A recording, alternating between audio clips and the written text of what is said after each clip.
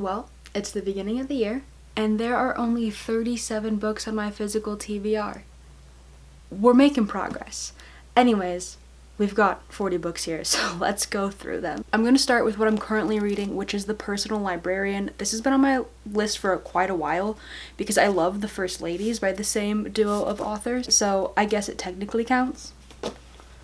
In the same vein, my girlfriend is currently reading A Little Life, and this is also on my physical TBR, and I'm glad she's being the guinea pig because it's gonna be rough, I think. Then we've got The War of the Worlds by H.G. Wells, Swiss Family Robinson, Tipping the Velvet by Sarah Waters. I'm really excited about this one. The Glass Castle by Jeanette Walls, 1984. This is a really cool, like, absolutely beat trade that I picked up from a used bookstore. Here's the first of one where I might actually unhaul it. I've forgotten what's been going on in this series, and now it's been over a year that this has been on my physical TBR, and that is the third book in the Gifts trilogy, Every Gift a Curse. An absolute hefty book. You'll sense a theme. I'm kind of terrified of big books. We've got Barack Obama's book, Promised Land. I think this will just make me emotional and, like, sad if I read it right now, but also there's a shred of chance that it will be hopeful. So maybe this will be a 2026 read. This one, recent pickup, most recent pickup, 2025's short story collection. I love these books and I am stoked to read this one. So hopefully I don't save it till the end of the year like I typically do with these.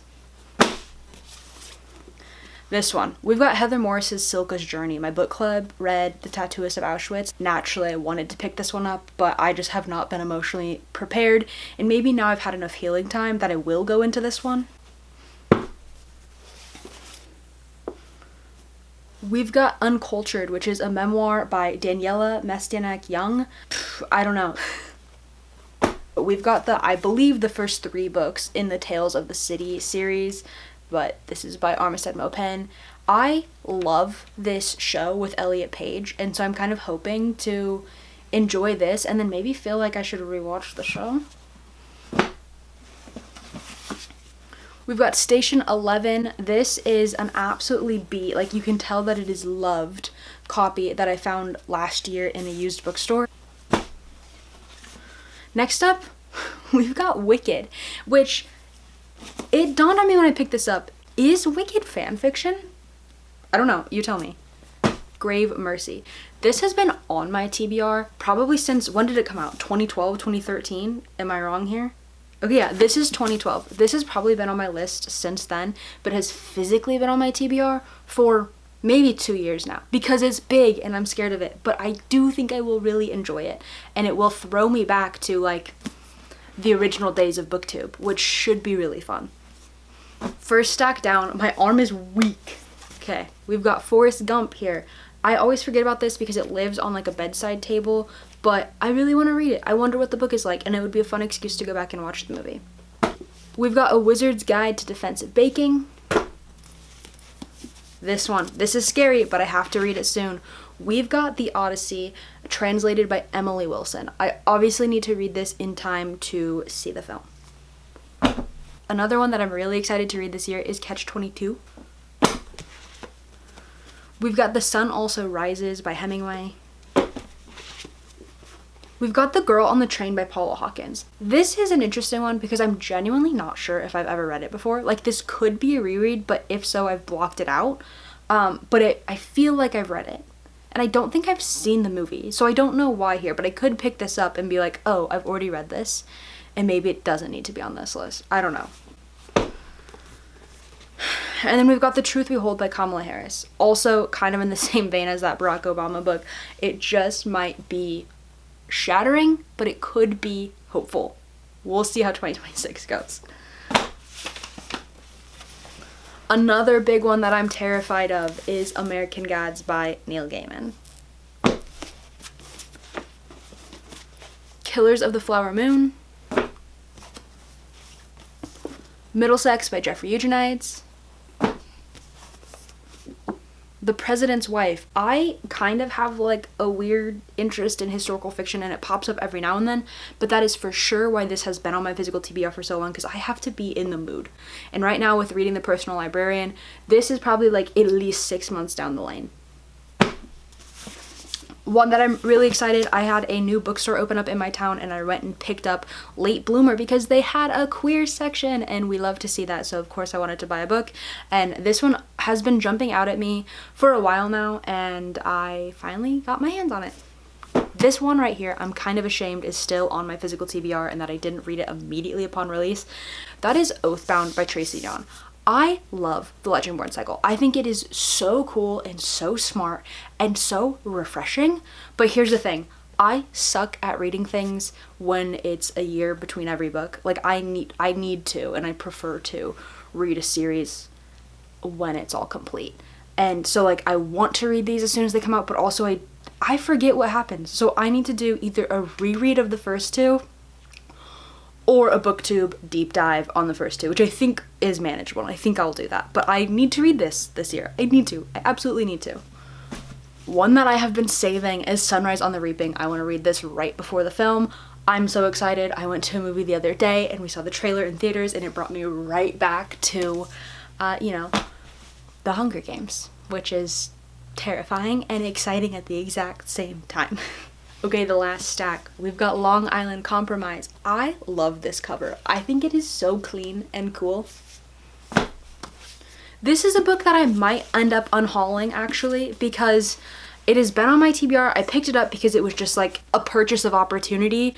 The Vanishing Half. I've heard such mixed reviews about this that I just don't even know if it's going to be worth my time. Is that bad? I don't know. Somebody defend it so that maybe I'll read it, or release me from keeping it on my physical TBR. Okay, this is a 2-for-1. Remember what I said about the Legendborn cycle? I've got Ninth House and Hellbent by Leigh Bardugo. I love Leigh Bardugo. I recently read The Familiar, which is maybe the first adult Leigh Bardugo book that I've read, and it didn't really do it for me, but the part of me that just loves and like absolutely worships Six of Crows is really excited about these. But I'm waiting until the whole thing comes out. So these, I've been slowly collecting them on my physical TBR, and I think we need just one more book. I think there's only 3. I hope there's not 4. With Teeth. I have no idea what this is about, but I'm excited to go into it blind because it was gifted to me by somebody who knows exactly what I like to read. Another recent pickup, Watership Down. I got this in a White Elephant exchange over the holidays, and it is one of my friend's favorite books, and so I would love to read this sooner rather than later, and then go get a drink with her and discuss it. And then, last but not least, the first book that is always on my physical TBR because of the last name, Ackerman, The Zookeeper's Wife. And we're not quite done, because I will say I've got a few comic books, I've got a few trades that I own that I really want to read this year. I think 2026 is going to be a really big Daredevil year, which has me excited, but I definitely need to brush up. This would be a reread, but I don't remember reading it back whenever I obtained it, so I'm counting this as a book on my physical TBR. I also recently picked up Fantastic Four's 1, 2, 3, 4. This, if I'm correct, was kind of released around the time of the 2025 Fantastic Four movie, and so I'm excited to read this just because that movie made me realize I was totally missing out on the Fantastic Four, and so something like this that's just like a little slice should be really fun. Next up, we've got Kraven's Last Hunt. I got a taste of Kraven in the current single issues that I'm reading of like Ultimate Spider-Man, and that made me realize I should really pick up Kraven's Last Hunt on its own rather than trying to like wait for it in my reading order of Amazing Spider-Man. So that is on my list. Okay, this pickup's so recent, I've talked about it multiple times, and it's still in the packaging. We've got the Ultimates trade number 1, which I believe 2 is out, and I need to get my hands on that, but I'm trying to get all of these in order because Endgame is happening. And then lastly, this is in that category of like, I actually don't know if it would be a reread or not, but I'm finding that I'm reading zero, zip, nada, zilch when it comes to DC. And I don't think that needs to be fixed, but also maybe I'm missing out on a bunch of stuff, and there's a lot of stuff happening and a lot of hype about the absolute world right now, and like Batman and Wonder Woman. And so I figured I'd pick up this potential reread. This is Court of Owls Volume 1. It's a Batman book. I basically only know Batman's like history from playing Lego Batman. So it would be kind of fun, but it's also daunting to step into Batman. Here you have it, all 8 million books that are on my physical TBR. Let's see if I can keep it up this year and start chugging away at this. It really worked for me last year to read 3 of these for every 1 book that I bought, kind of like a little punch card system for myself.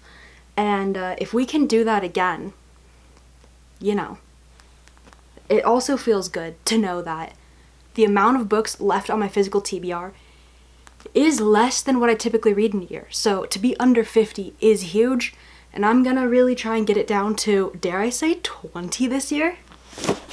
Maybe that was a sign that that was too much.